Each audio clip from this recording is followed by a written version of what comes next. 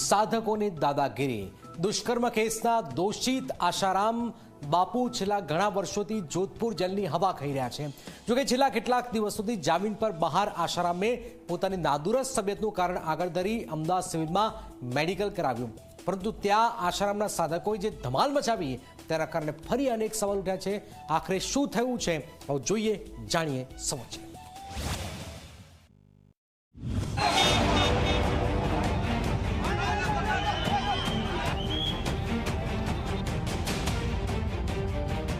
દુષ્કર્મ કેસમાં આજીવન કેદની સજા ભોગવી રહેલા આશારામ બાપુ હાલ જામીન પર બહાર છે।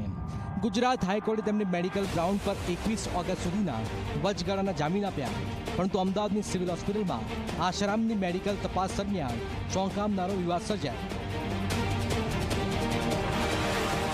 આશારામ બાપુ અમદાવાદ સિવિલ સર્વ હોસ્પિટલ ખાતે મેડિકલ તપાસ માટે પહોંચ્યા છે।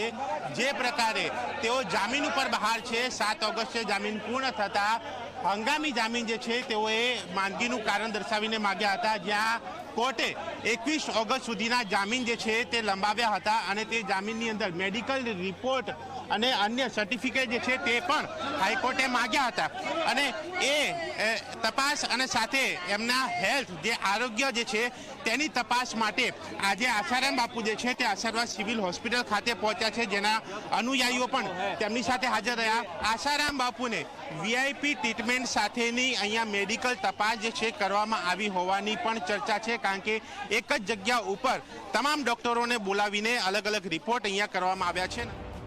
આશારામ બાપુ સિવિલ હોસ્પિટલમાં મેડિકલ ચેકઅપ માટે પહોંચ્યા। ડોક્ટરોની વિશેષ ટીમે તેમનું ઇસીજી અને ઇકો સહિતનું પરીક્ષણ કર્યું। આ મેડિકલ રિપોર્ટના આધારે આશારામ હવે જામીનની મુદત લંબાવવા કોર્ટમાં અરજી કરી શકે છે, પરંતુ આ દરમિયાન હોસ્પિટલમાં તેમની સાથે આવેલા અનુયાયીઓએ મીડિયા સાથે ગેરવર્તણૂક કરી। આશારામના સાધકોએ મીડિયા કર્મચારીઓને ધક્કા માર્યા અને શૂટિંગ રોકવાનો પ્રયાસ કર્યો। આ ઘટનાએ સવાલો ઊભા કર્યા છે કે આ વર્તનથી સાધકોની ભૂમિકા શું ગુંડાઓ જેવી નથી લાગતી? સિવિલ હોસ્પિટલમાં આવેલા દ્રશ્યોએ ફરી એકવાર આશારામના અનુયાયીઓની આક્રમકતા પર પ્રશ્નો ઊભા કર્યા। આશારામની ગંભીર તબિયતને ધ્યાનમાં રાખીને ગુજરાત અને રાજસ્થાન હાઈકોર્ટે તેમના જામીન લંબાવ્યા છે।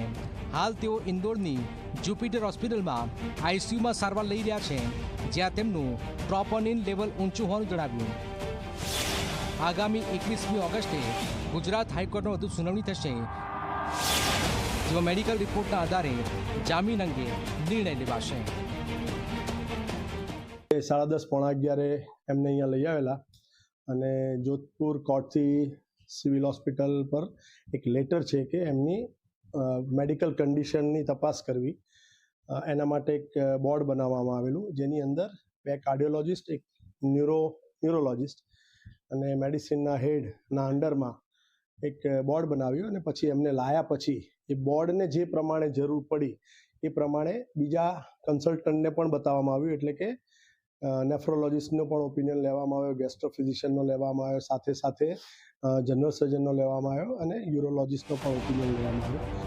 આશારામના કેસમાં હવે તમામની નજર 21 ઓગસ્ટની સુનાવણી પર છે, પરંતુ સિવિલ હોસ્પિટલમાં થયેલા આ વિવાદે ફરી એકવાર આશારામ અને તેમના અનુયાયીઓની વર્તણૂક પર ચર્ચાનો વિષય બનાવ્યો છે। શું આ ઘટના આશારામના કેસ પર અસર કરશે? Bureau report, Zee media.